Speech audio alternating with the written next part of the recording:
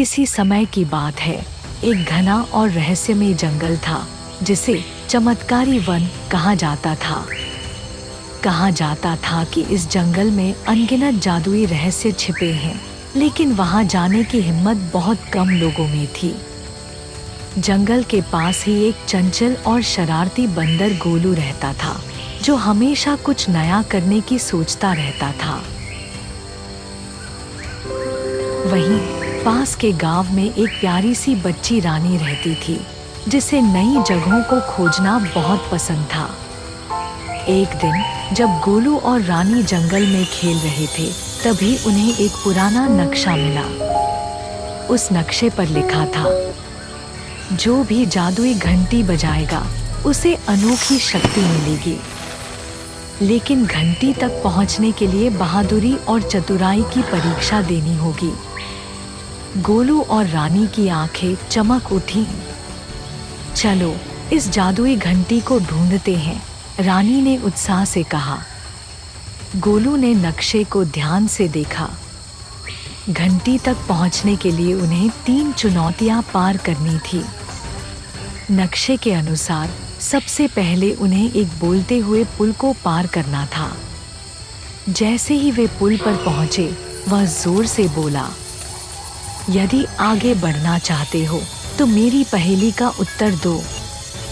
पुल ने पूछा, ऐसी क्या चीज है जो बोल नहीं सकती लेकिन फिर भी कहानियां सुना सकती है? गोलू सोच में पड़ गया, लेकिन रानी मुस्कुराई और बोली, किताब। पुल हिलने लगा और फिर स्थिर हो गया। सही जवाब। जाओ आगे बढ़ो। आगे बढ़ते ही वे एक अंधेरी गुफा में पहुंचे, जहां एक विशाल राक्षस पहरा दे रहा था। यदि मेरी भूल भुलैया से निकल सकते हो तो जाओ, राक्षस गरजा। गोलू और रानी ने गुफा के अंदर कदम रखा। चारों ओर घना अंधेरा था। अचानक रानी ने देखा कि दीवार पर कुछ अजीब सी चमक थी। गोलू, देखो, ये तारे जैसे चमक रहे हैं।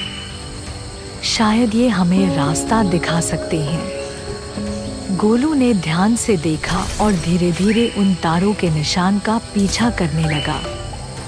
कुछ ही देर में वे गुफा से बाहर आ गए। राक्षस जोर से हंसा और बोला, वाह, तुमने मेरी भूल भुलैया पार कर ली। अब आगे जाओ। अब वे घंटी के बहुत करीब थे, लेकिन तभी उनके सामने एक विशाल जादुई पेड़ आ गया। पेड़ ने कहा, यदि घंटी तक पहुंचना है तो मुझे सच्ची दोस्ती का प्रमाण दो। रानी और गोलू एक दूसरे की ओर देखकर मुस्कुराए। रानी बोली, दोस्ती वो होती है जहां हम एक दूसरे की मदद करें बिना कुछ मांगे।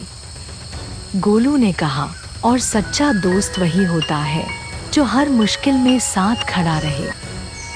पेड़ हिलने लगा और उसकी शाखाओं के बीच से सोने की चमकती घंटी प्रकट हुई।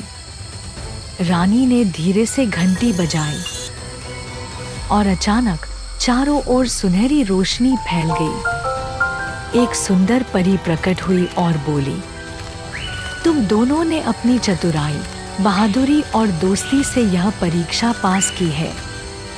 अब तुम्हें एक अनोखी शक्ति मिलेगी।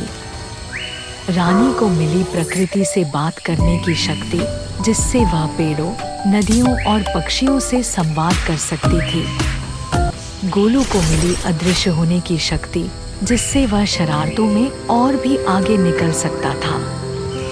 दोनों खुशी खुशी गांव लौट आए और अपनी जादुई शक्तियों का उपयोग केवल अच्छे कामों के लिए करने का वादा किया।